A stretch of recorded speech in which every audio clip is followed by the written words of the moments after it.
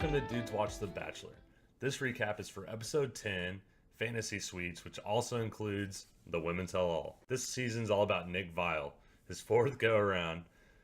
Find the show on SoundCloud, iTunes, and YouTube. That's right, live in full HD. It's just my face this week. I'm Reed Stiles, and I'm going to be doing a monologue. Normally I'm joined by my co-host Dave Neal, but our schedules just didn't work out this week. You know, Dave's got a new job, I've got class. You know, these are things that not many Bachelor contestants understand. So we're trying to bring you a real take from real dudes. Last week I completely screwed up the audio. It's all my fault. And I promise that this week I deliver with a lot of clips, a lot of commentary. And if you're wondering where you can find these clips, I've got them on my Instagram and Facebook pages. I want your friends to also jump on board with DudesWatch. So for these last 2 weeks, if you haven't already, subscribe to the podcast or the YouTube channel and share it with at least one friend in a text message. Just say, hey, these dudes rock. I want you to check them out. Let me know what you think. Normally, as is tradition, the dudes allow a fellow dude to kick off the show, Nick Viall. But I've got to say, this superfan stole the cake. And in this superfan's honor, I give you this clip.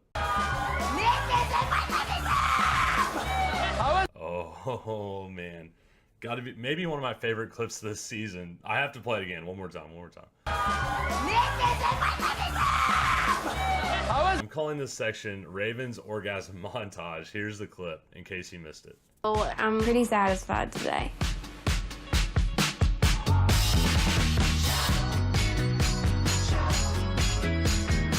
I keep changing today. I woke up like a daisy, like a daisy. Yesterday I couldn't get out of bed. You couldn't pay me. You could not pay me. Lonely. Got no time for lonely. Lonely. Got no time for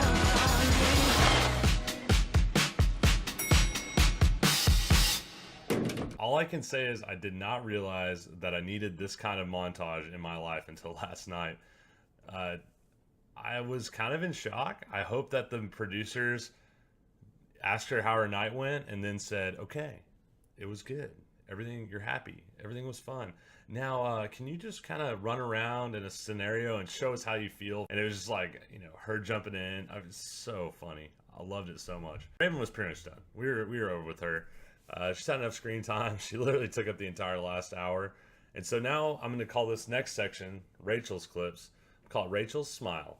And here's a few clips I want to kick off and just kind of set the tone. You know, Nick was just acting normal as he does. And here's Nick. After the volleyball date where you kind of lost your mind, you know. Overstatement. Overstatement. Now, I might be white, but I'm still a minority. Rachel's smile completely lights up a room. She's got so much personality. I like her. She and Nick definitely have chemistry. Rachel was talking about her single biggest fear is rejection. I think we can all relate to that in some respect. You know, she was afraid that if she told Nick that she loved him, which she did, and then he rejected her, that was her biggest fear. Was that foreshadowing what actually happened? I mean, it was pretty disappointing from Nick. I mean, I thought that they had a great connection. I don't know if there was some stuff going on behind the scenes from the producers because, you know, Rachel will shut down Nick. She's not afraid to challenge him. And actually, Nick seems to pay attention to her, which is pretty rare for Nick. You know, he's typically is so nice to meet you. So, I mean, they were talking, they were getting to know each other.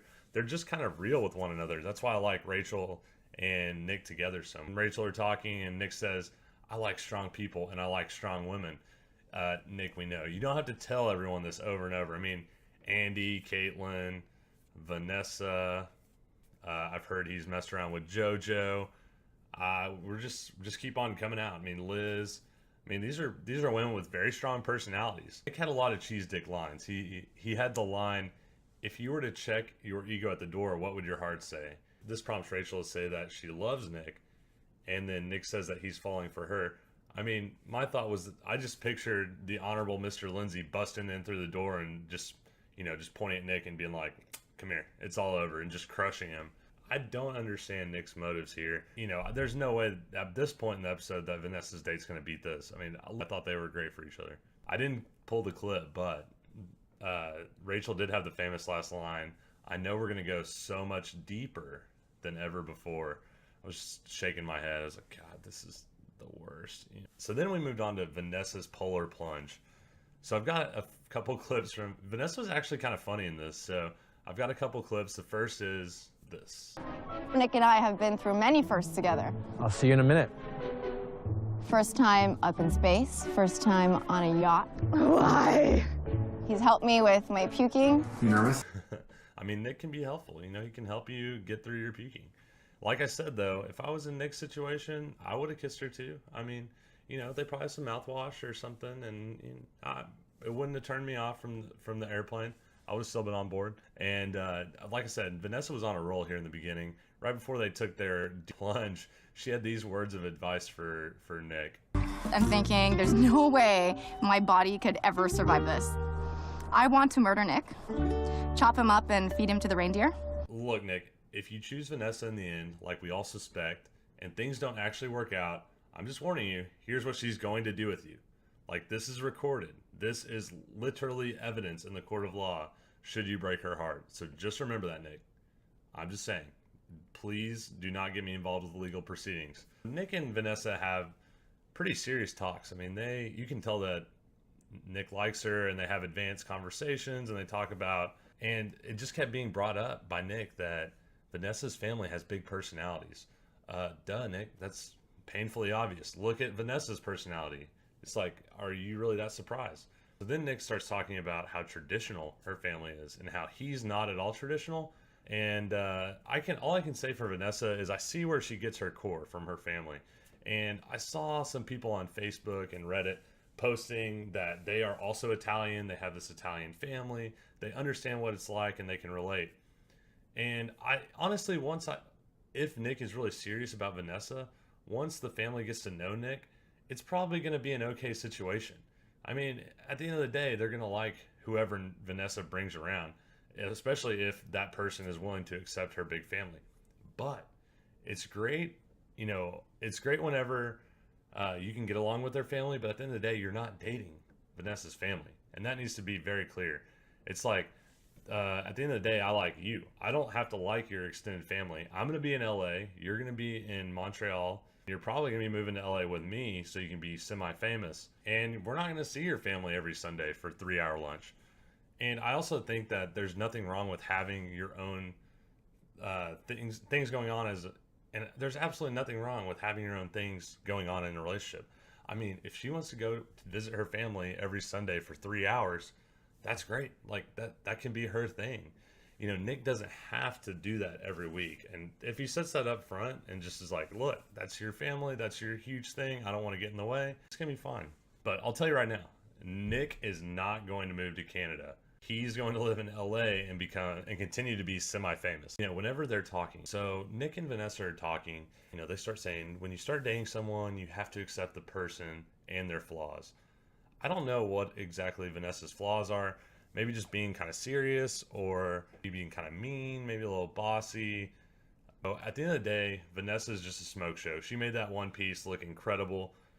I'm just such a Vanessa fan. I actually realized that she's kind of short, or at least shorter than I suspected. Nick's about 6'2".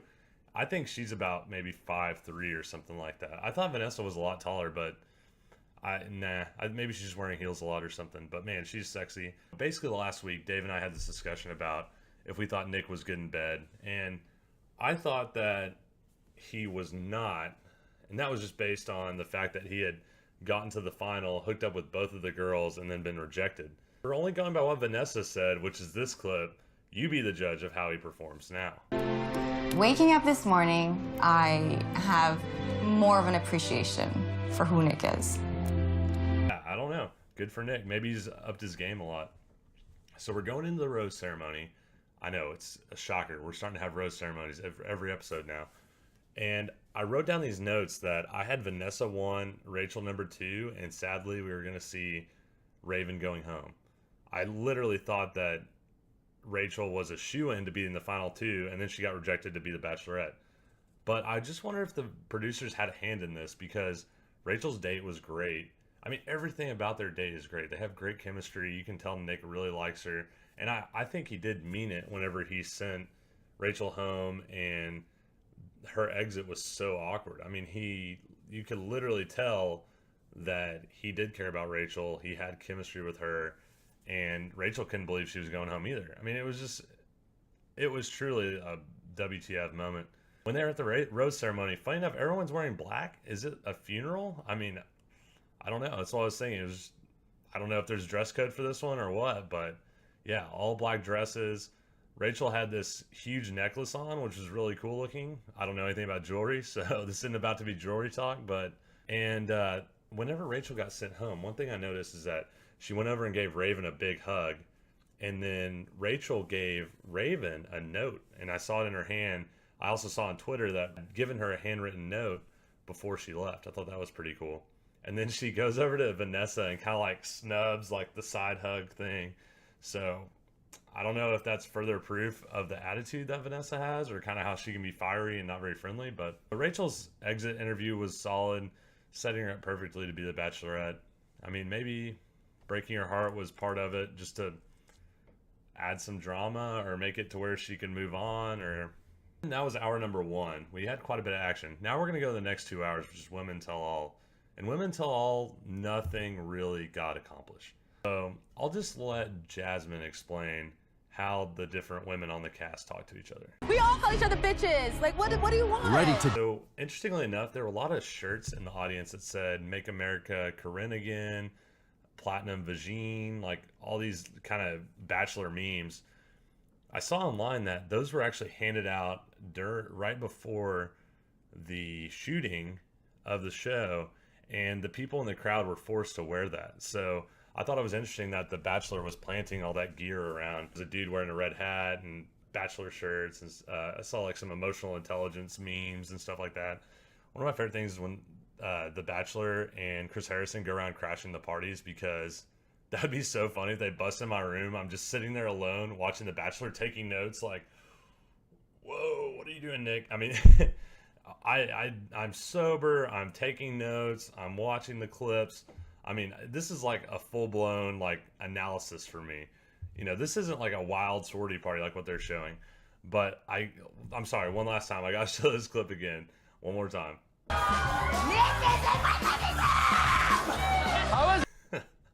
It never gets old. They visited a sorority house, they visited a family or something like that, and they also decided to throw the Backstreet Boys in again. So here's that clip of the Backstreet Boys. This is gotta be my cringe of the night. So here we go. Intelligence, guys. Whatever that is. We don't know what emotional intelligence is, but it would be a killer name for your new album.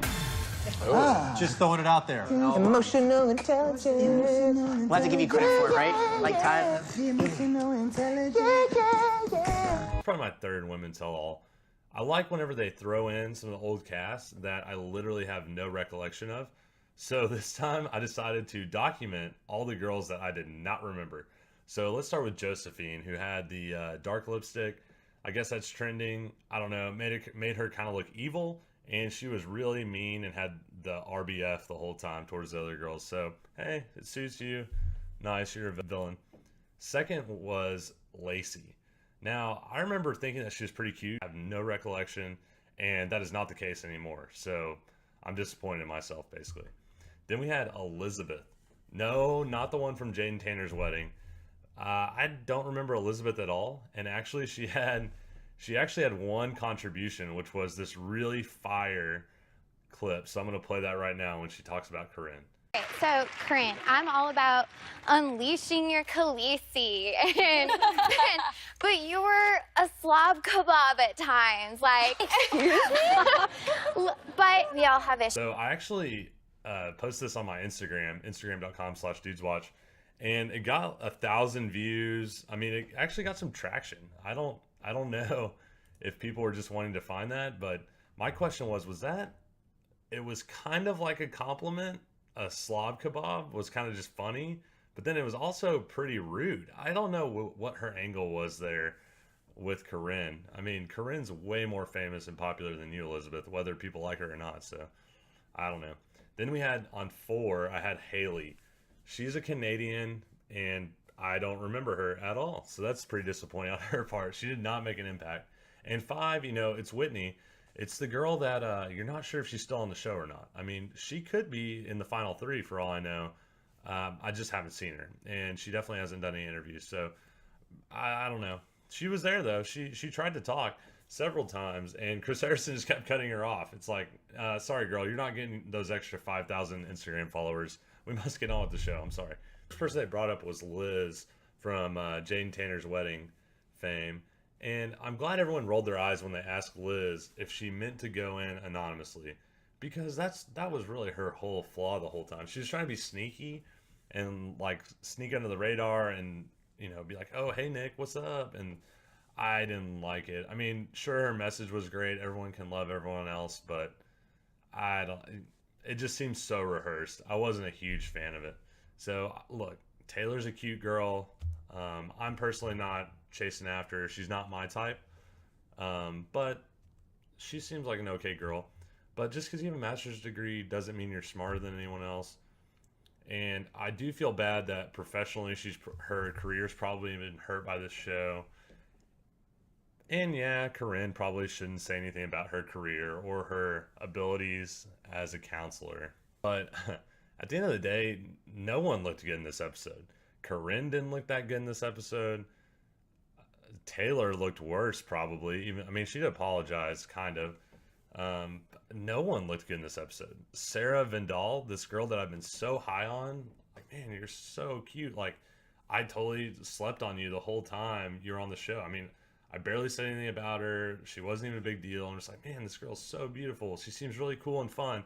And she sucked on this. So I don't know what's real anymore. I liked Corinne's montage. She had so many absurd moments. So just flipping back through those was really funny.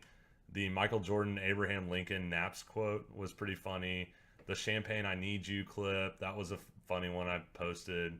She told everyone there's a book about it, read it. I thought that was ironic and funny. And they had the big cheese pasta reveal, which was really funny. Basically she had her Oprah moment. Everyone gets a pasta. You get a pasta. No cars though. No cars. Sorry. I'm only a multi-millionaire. I'm not like, a multi-10 millionaire here. Leave me alone, guys. Sorry. I can just bring the pasta. So, and then after that, we just had a ton of drama. I was basically just rolling my eyes the whole time because both Corinne and Taylor looked so immature. Corinne's argument was that she only talked bad about Taylor after Taylor started it. Sorry, I don't think that really matters. But then we brought Christina out, and I basically had this revelation. So I've had a few revelations this show that have gone on to be like really popular opinions. Like all season, you guys know, you the listeners know, I think Nick has a very specific type. He likes hot brunettes that are either have a very strong personality or are very petite or are Canadian. So it's kind of in that realm. And the girls kind of all look the same. They're about the same height, and it's impressive. But I realized that she is basically a hotter version of Caitlyn, the Bachelorette. And this is a Caitlyn that doesn't come with the stupid bird tattoos. And also, Christina is super headstrong. She basically put Nick on blast. She asked him exactly why he sent her home, and he actually gave her a pretty good answer. So, dude, Christina's a babe. Happy for her. I think she looked the best out of all this. Like, if there's one girl that can walk off the stage, aside from Rachel, of course, she can do no wrong right now. Christina looked great. And then we roll into the bloopers. The bloopers are pretty visual. I'm sorry. You also have to look at the Instagram, Facebook, or my YouTube channel to see the video if you're on the podcast. First rose ceremony. Head on in. Other way. That way. Rookie mistake. Rookie. We were like so serious, and I was so on track to make a point, and then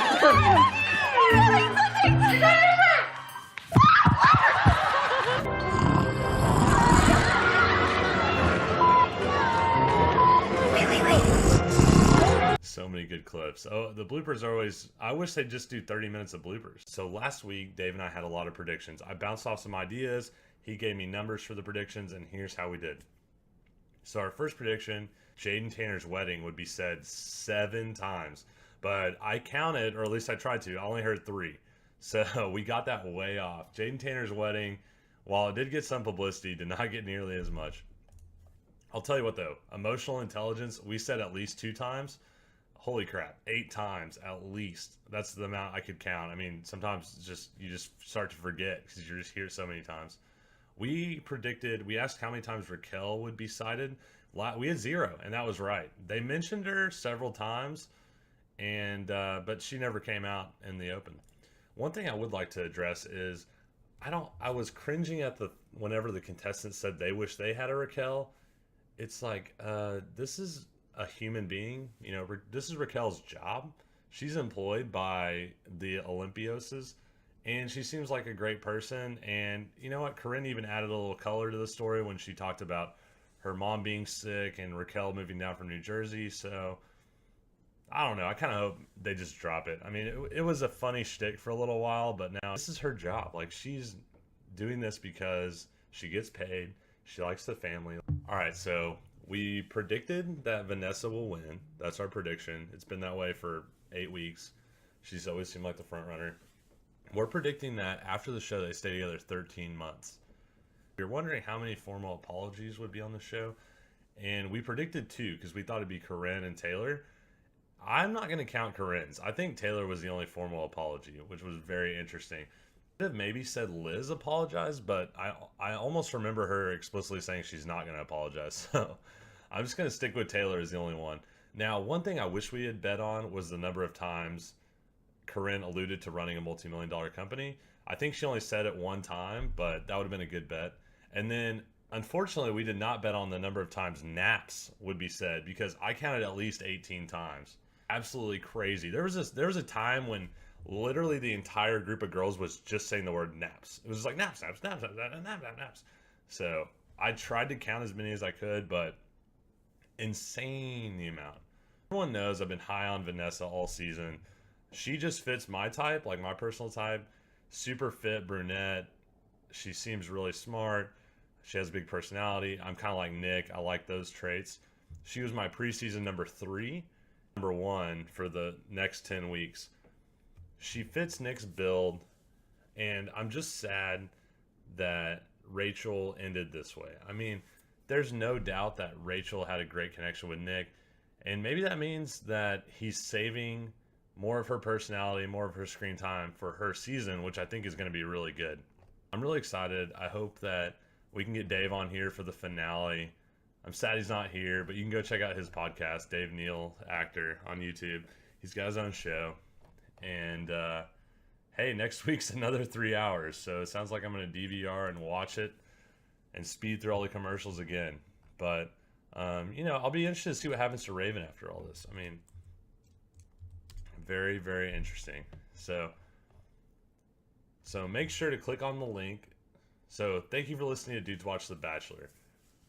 If you haven't already, please subscribe to this show on iTunes, YouTube, SoundCloud, whichever you use. I read all the SoundCloud comments and all the YouTube comments, so feel free to reach out. I love the interaction. Please like the Facebook page. That's facebook.com/DudesWatch, Instagram.com/DudesWatch. Just go do that. Just jump on there, be a part of this network, interact with me, and I can't wait to bring you the finale, future episodes, and can't wait to see who wins.